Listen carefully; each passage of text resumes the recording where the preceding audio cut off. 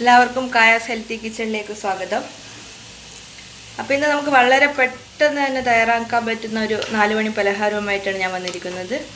അവിലും പഴവും. അപ്പോൾ അവിലും പഴവും കൊണ്ടുള്ള ഒരു 4 മണി പലഹാരമാണ് ഇന്ന് ഞാൻ തയ്യാറാക്കിയെടുക്കുന്നത്.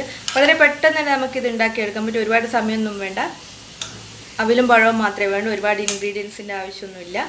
അപ്പോൾ നമുക്ക് എങ്ങനെയാണ് അവിലും പഴവും ഉപയോഗിച്ചിട്ടുള്ള 4 മണി പലഹാരം തയ്യാറാക്കുക എന്ന് നോക്കാം. ഞാനൊരു പാൻ വെച്ചിട്ടുണ്ട്. അതിലേക്ക് കുറച്ച് എണ്ണ ഒഴിച്ചു കൊടുക്കാം. കുറച്ച് 2-3 സ്പൂണ് വെളിച്ചെണ്ണയാണ് ഞാൻ ഒഴിച്ചു കൊടുത്തത്. വെളിച്ചെണ്ണയ്ക്ക് പകരം നിങ്ങൾക്ക് നെയ്യ് ഉപയോഗിക്കാം. അത് നിങ്ങൾക്ക് നിങ്ങളുടെ ഇഷ്ടത്തിന് ഉപയോഗിക്കാം, അങ്ങനെയാണ് ഇഷ്ടം. അതുപോലെ അതിലേക്ക് കുറച്ച് മുന്തിരി,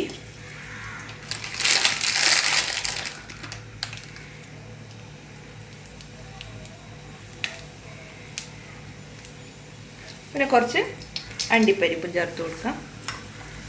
ഒന്നിത് വഴറ്റി കൊടുക്കാം.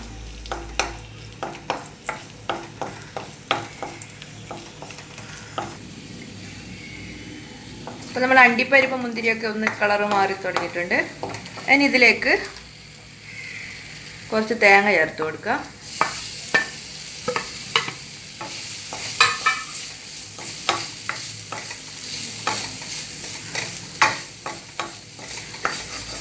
തേങ്ങയൊക്കെ നിങ്ങൾക്ക് നിങ്ങളുടെ ഇഷ്ടത്തിനനുസരിച്ച് ചേർത്ത് കൊടുക്കാം. കുറേ വേണമെങ്കിൽ കുറേ, കുറച്ച് വേണമെങ്കിൽ. ഞാനിപ്പോൾ ഇത് 2 പിടി തേങ്ങ നമ്മൾ കൈ കൊണ്ട് എടുക്കുമ്പോൾ ഇതൊന്ന് മിക്സ് ചെയ്ത് കൊടുക്കാം. ഒരുപാട് കളറ് മാറേണ്ട പോലെ മിക്സ് ചെയ്യൊന്നും വേണ്ട, ഒന്ന് ചൂടാവേ വേണ്ടൂ.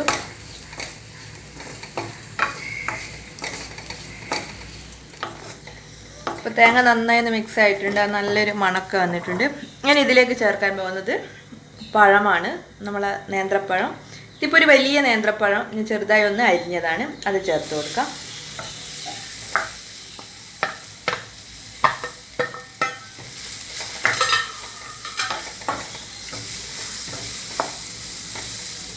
നന്നായി ഒന്ന് മിക്സ് ചെയ്ത് കൊടുക്കാം. എന്നിട്ട് നന്നായി നമുക്കൊന്ന് ഉടച്ചെടുക്കണം. നല്ല പഴുത്ത പഴമാണെങ്കിൽ നമുക്ക് പെട്ടെന്നൊന്ന് ഉടച്ചെടുക്കാൻ പറ്റും.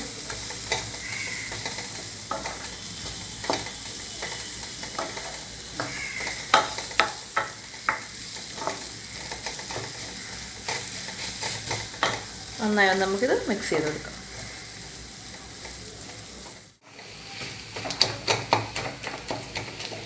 കട്ടകളൊന്നും ഇല്ലാണ്ട് നന്നായി ഒന്ന് ഉടച്ചെടുക്കണം. അതിന് മുമ്പ് നമ്മൾ ഇതിലേക്ക് കുറച്ച് പഞ്ചസാര, ഞാനിപ്പോൾ 2 സ്പൂൺ പഞ്ചസാര ഒന്ന് പൊടിച്ചെടുത്തതാണ്. കാരണം നല്ല തരിയുള്ള പഞ്ചസാരയാണെങ്കിൽ ഒന്ന് പൊടിച്ചിട്ട് ചേർത്ത് കൊടുക്കാം. അപ്പോൾ നമുക്ക് പെട്ടെന്നൊന്ന് മിക്സ് ആയി കിട്ടും. പിന്നെ നല്ല പഴുത്ത പഴമൊക്കെ ആണെങ്കിലും പഞ്ചസാര കുറച്ച് വേണം. അധികം മധുരമില്ലാത്ത പഴമാണെങ്കിൽ പഞ്ചസാര കുറച്ച് കൂടുതൽ വേണ്ടി വരും. അങ്ങനെ മധുരമില്ല പഴമൊക്കെ ആണെങ്കിൽ കുറച്ച് പഞ്ചസാര ഇട്ട് കൊടുത്തത്. പഞ്ചസാരയൊക്കെ നിങ്ങളെ ഇഷ്ടത്തിനനുസരിച്ചിട്ട് ചേർത്ത് കൊടുക്കാം.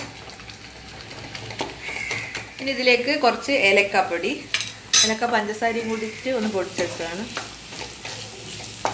ഇതെല്ലാം കൂടി നന്നായി മിക്സ് ചെയ്ത് കൊടുക്കാം.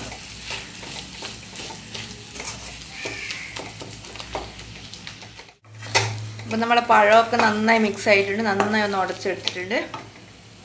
ഇനി ഇതിലേക്ക് ഞാൻ ഒരു 4 സ്പൂണ് അവില് ഒന്ന് പൊടിച്ചെടുത്തതാണ്. അവിൽ പൊടിച്ച് ചേർക്കണമെന്നൊന്നുമില്ല, അവിൽ അങ്ങനെ ചേർത്താലും മതി. അപ്പോൾ കുറച്ച് കടിക്കാൻ കിട്ടും. പൊടിച്ച് ചേർക്കുമ്പോൾ നമുക്ക് നന്നായി ഒന്ന് മിക്സ് ചെയ്യാൻ പറ്റും. ഇനി അവിലും കൂടി ഒന്ന് നന്നായി മിക്സ് ചെയ്തെടുക്കാം.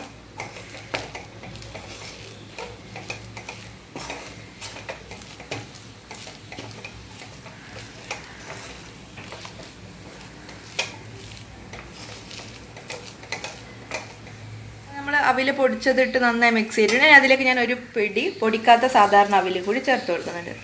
അതെന്ന് വെച്ചാൽ നമ്മൾ ഇങ്ങനെ ചേർക്കുമ്പോൾ നമുക്കത് കഴിക്കുമ്പോൾ നന്നായി ഒന്ന് കടിക്കാൻ കിട്ടും അവിൽ. നന്നായി ഒന്ന് മിക്സ് ചെയ്തെടുക്കുക. അപ്പോൾ നന്നായി ചൂടാകുമ്പോൾ അത് നന്നായി ഒന്ന് സോഫ്റ്റായി കിട്ടും അവിൽ. നന്നായി ഒന്ന് മിക്സ് ചെയ്തെടുക്കാം കുറച്ച് സമയത്ത്. അപ്പോൾ നമ്മൾ അവിലും പഴവും തേങ്ങയും എല്ലാം കൂടി നന്നായി മിക്സ് ആയിട്ടുണ്ട്.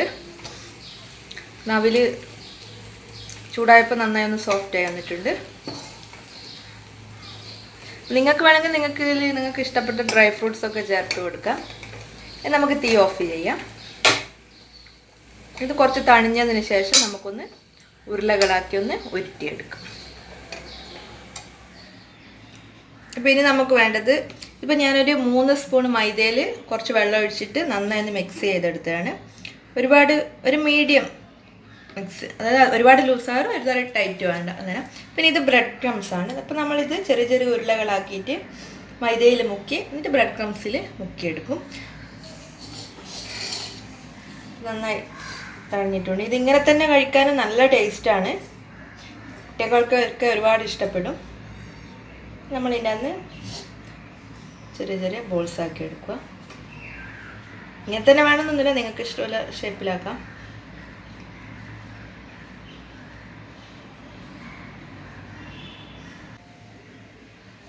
അപ്പോൾ ഞാൻ ഇതൊന്ന് ഉരുട്ടിയെടുത്തിട്ടുണ്ട്.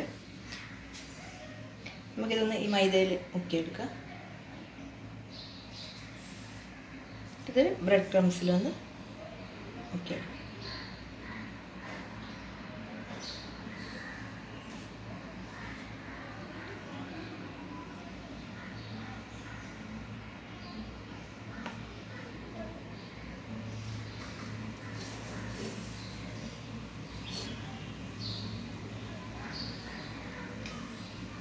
ഒരുപാട് വലിയ ഉരുളിയാക്കുന്നതിനേക്കാളും എപ്പോഴും നല്ലത് ചെറിയ ചെറിയ ഉരുളിയാക്കുന്നത്. അപ്പോൾ നമുക്ക് പെട്ടെന്ന് എണ്ണയിലിട്ടിട്ട് അങ്ങ് ഫ്രൈ ചെയ്തെടുക്കാൻ പറ്റും.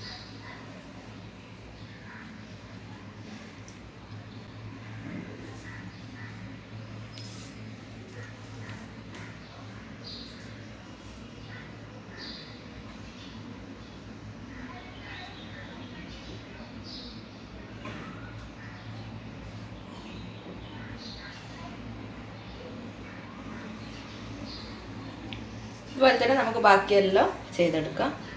അപ്പോൾ ഞാനെല്ലാം ഇങ്ങനെ റെഡിയാക്കി എടുത്തിട്ടുണ്ട്. മൈദ മാവിൽ മുക്കിയിട്ട് ബ്രെഡ് ക്രംസിലിട്ടിട്ടൊന്ന് എടുത്ത് വെച്ചിട്ടുണ്ട്.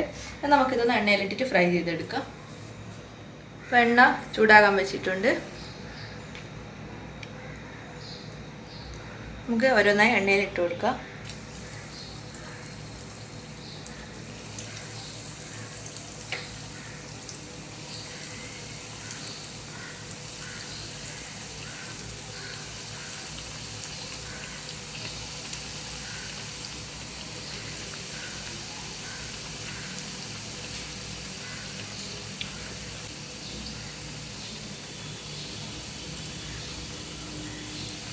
അപ്പോൾ ഇതൊരു മീഡിയം തീയിലിട്ടിട്ട് വേണം ഫ്രൈ ചെയ്തെടുക്കാൻ. നമ്മൾ ബ്രെഡ് ആയതുകൊണ്ട് പെട്ടെന്ന് കരിഞ്ഞു പോകും.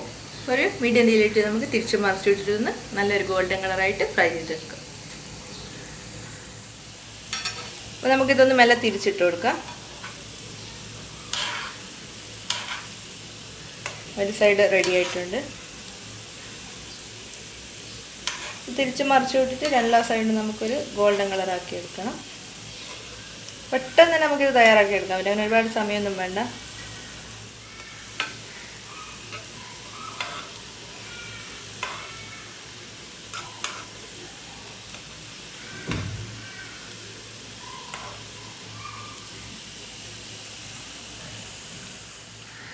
അപ്പോൾ നമുക്കിത് എണ്ണയിൽ നിന്ന് കോരി മാറ്റാം.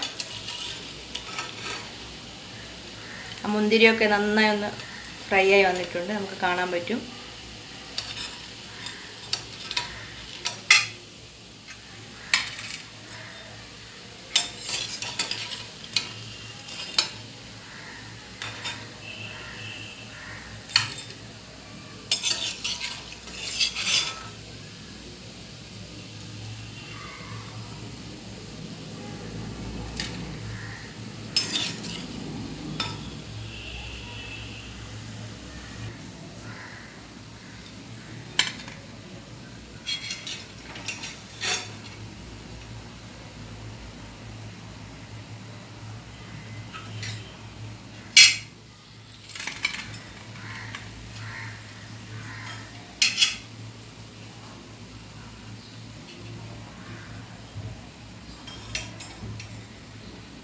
നമുക്ക് വളരെ എളുപ്പത്തിൽ ഇത് റെഡിയാക്കി എടുക്കാം. അപ്പോൾ നിങ്ങളെല്ലാവരും ഉണ്ടാക്കി നോക്കണം.